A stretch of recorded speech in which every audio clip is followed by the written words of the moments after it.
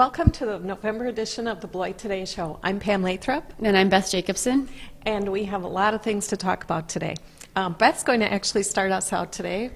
Sure. Today I'm going to interview Officer Ryan Flanagan it's called Force Multiplier. And it's a program that he just recently won an award from CIVMIC, our insurance agency, and it's been working great. It's a huge success in Beloit, and he's actually sharing the program with other municipalities. So we're very excited about that. And then I'm going to interview our project engineer, Luke Arnold, about the gantry that's downtown, and it's almost done. So hopefully by the time this airs, it will be complete. And speaking of downtown, I'm going to interview Kathleen Bratz. She's got a lot of things going on for the holidays, so we'll get to hear about that. A lot of fun and excitement. And then we'll be going over to the Department of Public Works to interview Brett Abear and Cheryl Simplot about a project that they also received an award from CIVMIC for. So I won't tell you about that. It'll be a surprise, but I hope we're going to have a little demonstration. So stay tuned. Yes, stay tuned.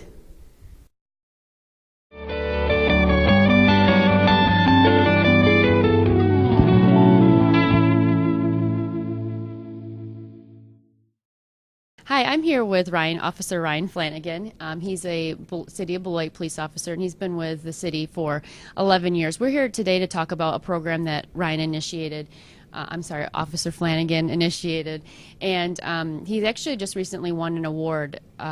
The city's insured by a company by the name of CIVMIC, and each year many municipalities present programs that they've created for awards, and Officer Flanagan was lucky enough to win an award this year, and it's actually a really great program, and so Officer Flanagan's going to tell us about it. Can you, the program's called Force Multiplier, and can you tell us a little bit of how that works? Sure.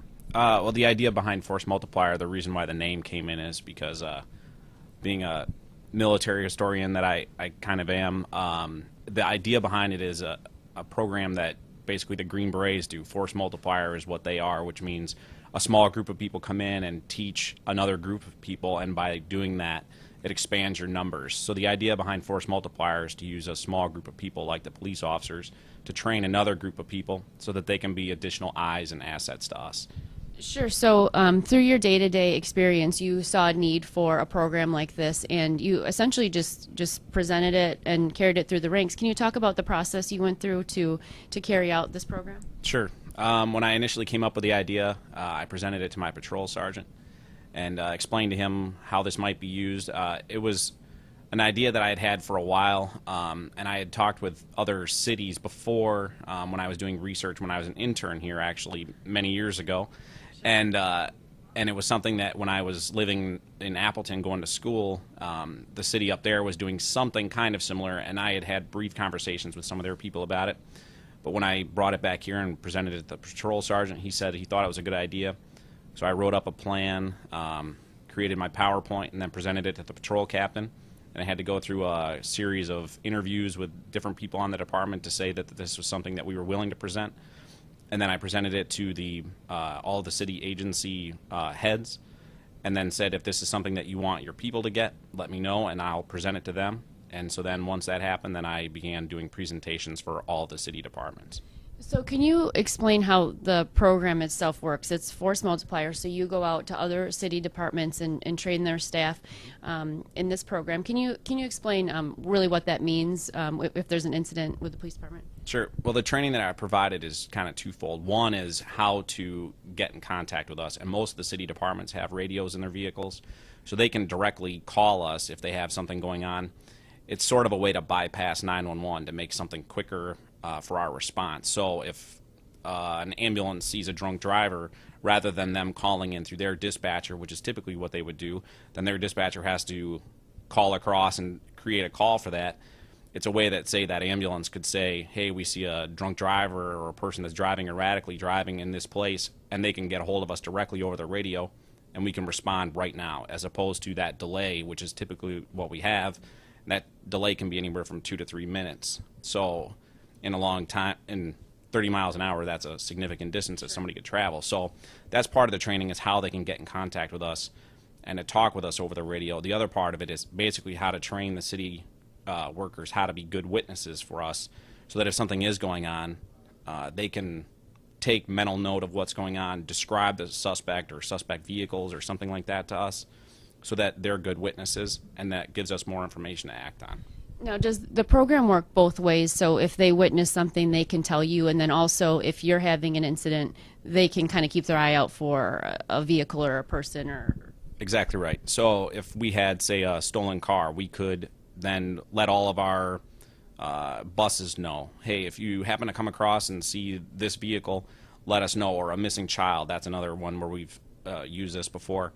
We could let all of our city departments know we're looking for a child that's this description and put it out there. So now instead of 8 or 10 police cars in the area driving around, if there's, say, a road project going on in that area, all of those workers might know about it. So it's just a way to expand it quickly, and we have used that to get a hold of the different departments and just kind of expand very quickly our numbers. So you're streamlining the system, essentially, and the question of the day is, how much does it cost? Does it cost the city anything? The cost is zero. It's the training that I provided to all of the city agencies was done all on my work time, so there was no overtime or anything like that. And it's all done in the briefings for the different various agencies, all during their work hours. So. Can you tell us, from what I understand, it's been a successful program already. Aside from the award, it's working for us as far as crime prevention goes. Can you give us an example of a time that this was successful? Yeah, one of the times that was called in, one of our fire chiefs was driving and saw kids that he thought were doing graffiti on a building, and rather than going through the normal protocol of calling in through his dispatch, he directly contacted us, and we had officers there almost instantly. We've also recovered stolen cars using some of our other agencies that have called stuff in for us, or we actually, in that case, had put out an alert that we were looking for a specific stolen car, and one of our city agencies actually saw the car pulled into a driveway and called it in, and we were there within 20 seconds or so. Wow, so it is much, much quicker than the 911 dispatch. And then the last thing is that since you've gotten this award, it sounds like you've gotten some accolades and people are more interested. Certainly the city is very proud of our police department, but it sounds like other cities are also interested. So it sounds like you're doing training in other cities and sharing this program with other communities? That's correct. So far, Captain Rissi's notified me about one other police department, and I've already sent off our training materials to them, and I don't know if they're implementing the project yet, but there are apparently several phone calls that Captain Rissi's fielded so far. So. Sure. Well, that's great, and we're, Officer Flanagan, we're very grateful that you did this for the city. We always like to share our successes with our residents, and certainly it's always a pleasure when we get noticed and at a state level for what we've done. So thank you for the program, and thank you for your time. Hi, I'm here with Luke, our project engineer, and we're going to talk about the gantry project downtown. There's a lot to talk about, but let's kind of back up a little bit because I see that the gantry is already up. Can we talk about what's happened downtown in the last, let's say, 2 years? Well, we started this whole process back in spring of 2010. This was all part of the State Street reconstruction project that we started back then. Since we started that project, we've had, I think it's 15 meetings with the Downtown Business Association, 3 public information meetings, and there's been 3 council meetings associated with this. This gantry was actually part of the Downtown State Street reconstruction project when we started. About a year ago, we split it out as its own project in order to be able to get the State Street work done while we were still finishing design and final comprehensive plans for the gantry itself, which was going to take a little bit longer. Sure. So the gantry refers to the steel structure that's on the corner of State and Grand. But during the project, when we redid State Street with the brick pavers, there were some other things that we did to sort of set up the gantry. Can you talk about the sidewalk and the bump outs and the kind of the little bit of the reconstruction or reconfiguring that has happened downtown? Sure. The problem that we had downtown originally was that the sidewalks, the crossing times for people walking across the sidewalks, they're very long sidewalks because of the odd shape of the intersection. So one of our things that we wanted to do was to make that much more pedestrian friendly. At the time, we'd even looked at doing a roundabout, which we ultimately ended up rejecting because it just didn't fit right. What we did do is the bump outs, and the reason for it is to make the crossings much shorter and give pedestrians much more time to be able to get across, and it also reconfigured the intersection in such a fashion that it actually slows traffic down coming or through those corners and around those through the intersection. So that's also going to be a safety measure for the pedestrians downtown. So the DBA was on, the city's worked with the DBA throughout this whole process with both the brick pavers and then also the gantry project. Can you tell us, we keep using the word gantry, can you tell us what that means or what that reference is? A gantry is gantry structure is part of an overhead crane system. If you were to go into the old Beloit Court building, you would find a number of these gantry cranes, as they refer to them. It's basically just the support structure for a big crane for moving really heavy equipment up and down a very long bay. And so the name of the gantry is basically a reflection of the industrial heritage that it comes from, and that's what it looks like. Sure. Now, the gantry feature is a big steel structure, and can you tell us a little bit about why it's designed the way it is, or what's the architectural significance? There's the big part in the front, and then it kind of I guess goes parallel with the street. Can you talk about that a little bit? Sure. We were trying to make it look a little bit like a gantry structure would in an industrial setting, but the point of this feature here, and we looked at a number of different features, but the whole point of it was the terminating vista from the 4 different directions coming down the street. We wanted it to be something that was visible from down the road. We wanted it to be a centerpiece for the center of downtown Beloit.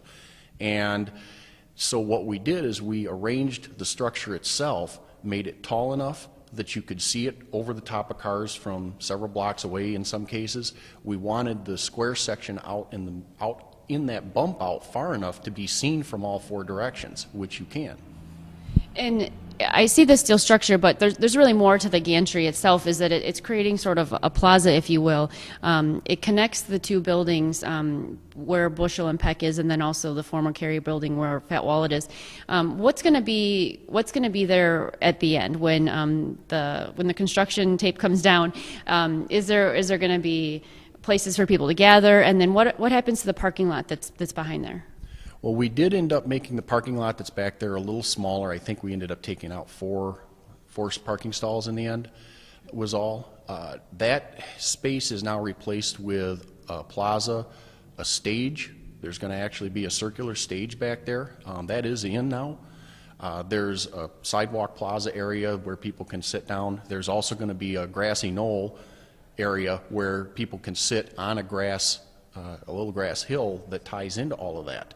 And so the features were all actually parts of some of the original preliminary concepts that SAA Design Group came up with, and we took the things we liked out of it and put it into this plan.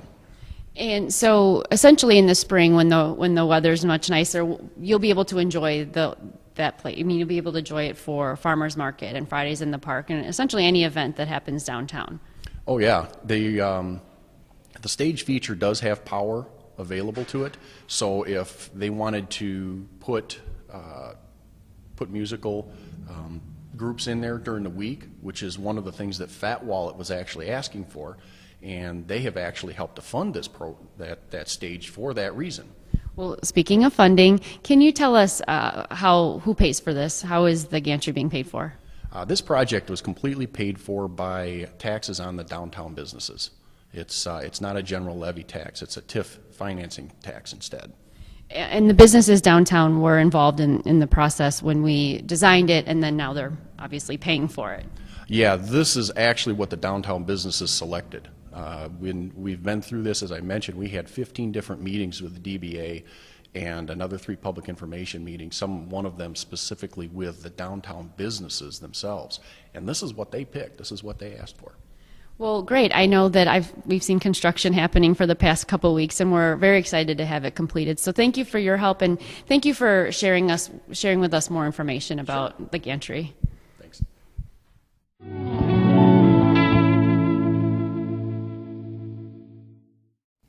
Since Luke Arnold was here to talk about the downtown gantry, we thought we would just segue right into more downtown holiday activities with Kathleen Bratz, who's the executive director of the Downtown Beloit Association. Thanks for being with us, Kathleen. Thank you. I am so excited about the gantry. You know, it's going to be lit for the first time at a dedication. We're not sure exactly when, but we are looking at either at our Grand Lighted Holiday Parade or during Holidazzle.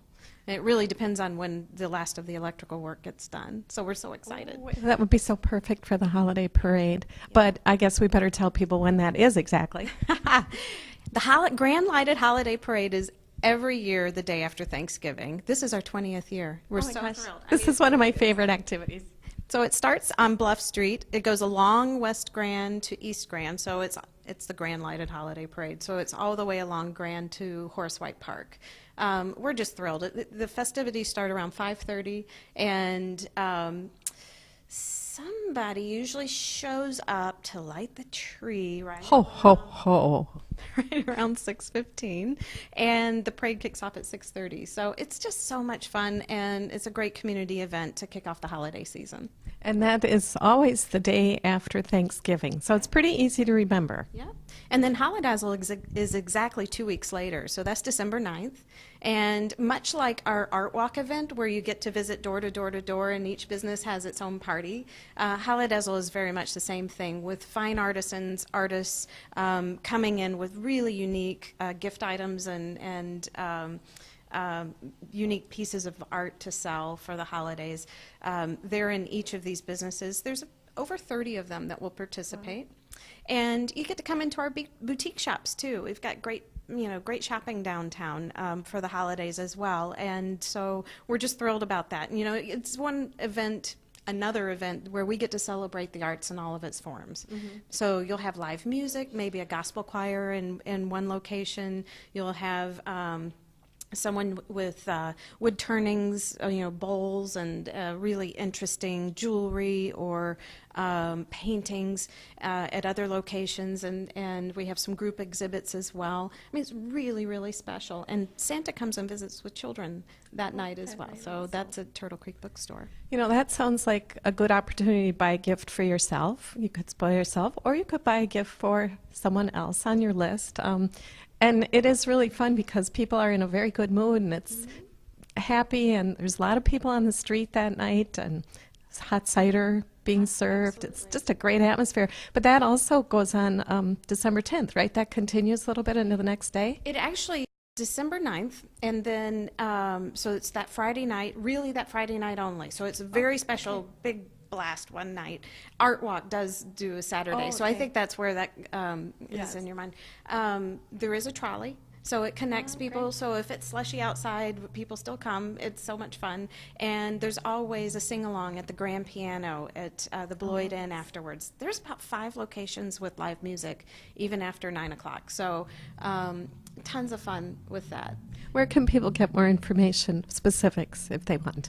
Well, they can always come to our website or our Facebook page. And our website's downtownbeloit.com. And what we do is we publish a brochure. Our goal is to have it by the Grand Lighted Holiday Parade, and it has every location and every artist. We have typically close to 100 artists throughout our downtown. I mean, it's really sizable. Oh, and you know something really fun, like Pretty Boy Studios has done this recording session where you could go in and do a sing-along for a holiday song, and they'll record it for you. I did that with my son a couple of years ago. La la la. Yeah, exactly. Now, I know that you're going to be starting to get decorated downtown, so now when does that start and what does that involve? Well, that's going to be before the Grand Lighted Holiday Parade. You know, we've got these just great shops all over downtown and places to eat, a dozen local restaurants. You know, we've got live music almost every night of the week. I mean, all this stuff is very festive, very entertaining, and certainly celebrated for Holidazzle, but also for the Grand Lighted Holiday Parade. Everybody is putting on their biggest lighted display in their windows before that. They really are, you know, so you'll see it that week. Oh, and but the street lights get decorated, the poles get decorated. Are we just, is that a surprise and we're not going to talk about that? No, that's another thing. I don't know, we're going down the list here.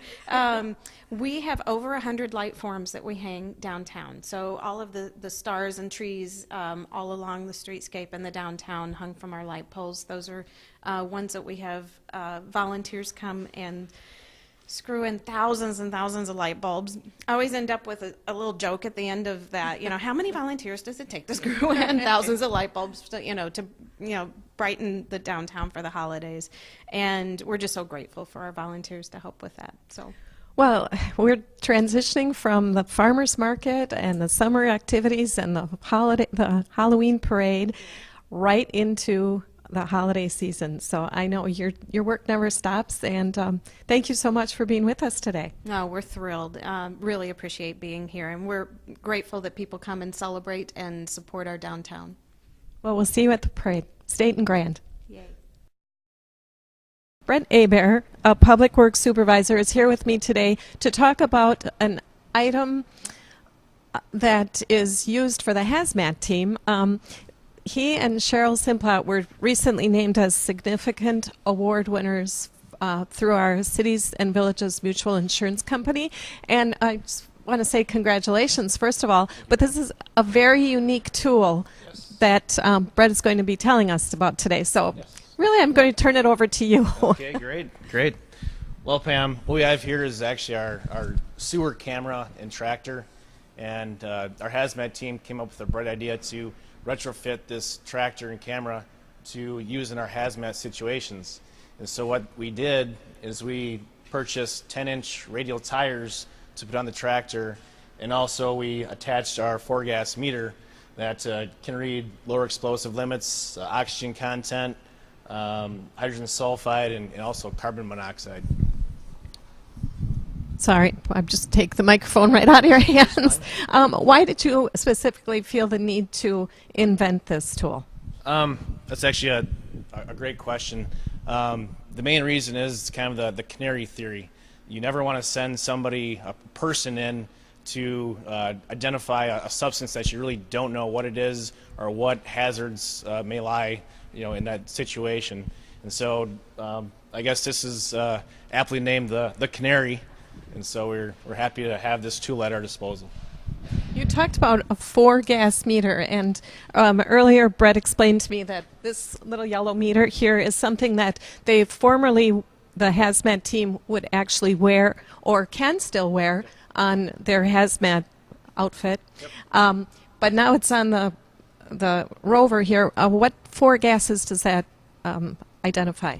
Actually, it identifies the lower explosive limit, hydrogen sulfide, carbon monoxide, and also oxygen content.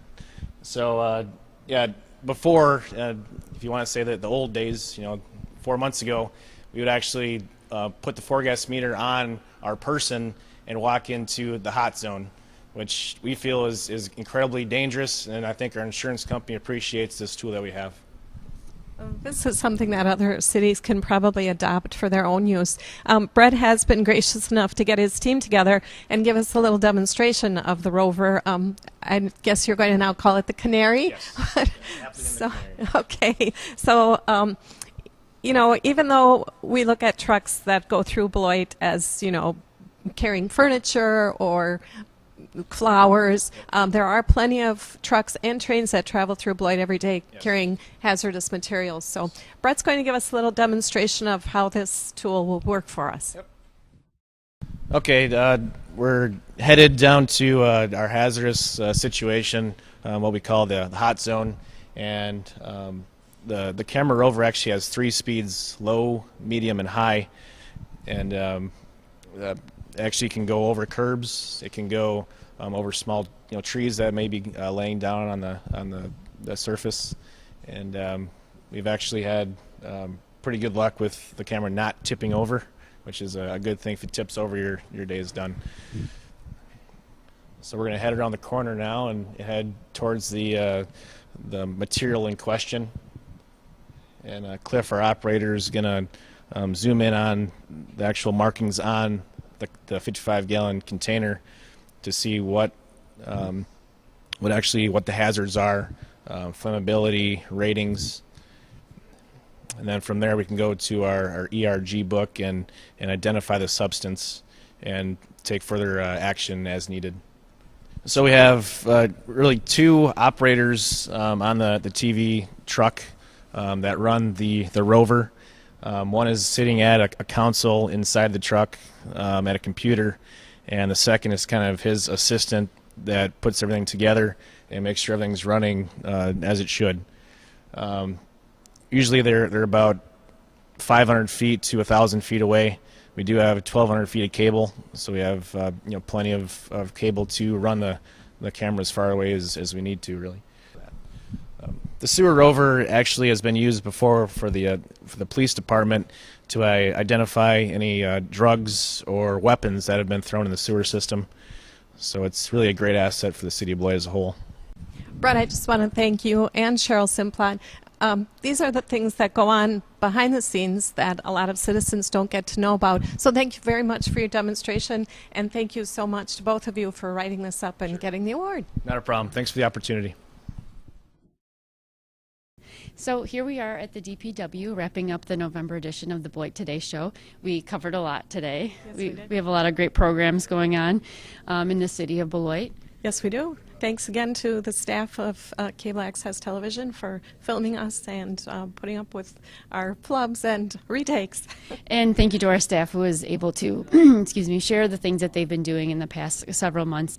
And there's lots of activities happening this winter season, so please check the Visit Beloit website, the Chamber's website, the City of Beloit's website, as always. And we'll meet us on State and Grand. Yep.